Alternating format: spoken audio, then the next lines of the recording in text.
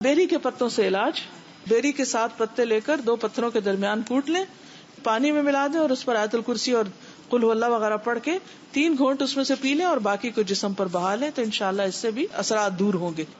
فتح الباری میں اس طریقے کو بتایا گیا. لیکن شعبدہ بازوں کے پاس اور عاملوں کے پاس جا کر غلط طریقوں سے علاج نہیں کرنا چاہیے.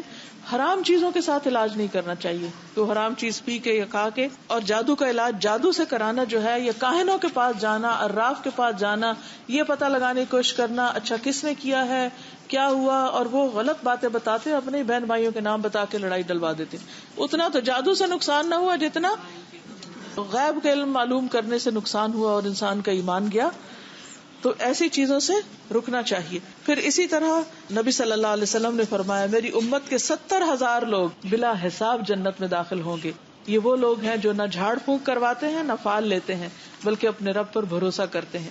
ایسے کاہنوں, نجومیوں, عرافوں کے پاس نہیں جانا چاہیے, کیونکہ ان کے پاس جانے سے نبی صلی اللہ علیہ وسلم نے فرمایا, جس نے کسی نجومی کے پاس جا کر اس سے کسی چیز کے بارے میں سوال کیا کہ مثلا مجھ پہ کس نے جادو کیا, اس کی 40 رات کی نمازیں قبول نہ ہوں.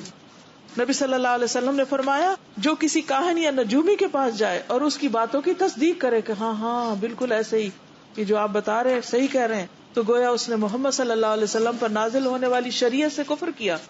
اللہ تعالی ہم سب کی حفاظت فرمائے ایسے تمام شر سے اور شرارتوں سے. لیکن یہ ہے کہ خاص طور پر ہمیں اللہ تعالی کی حفاظت میں رہنے کے لیے اللہ کی طرف رجوع کرنا چاہیے.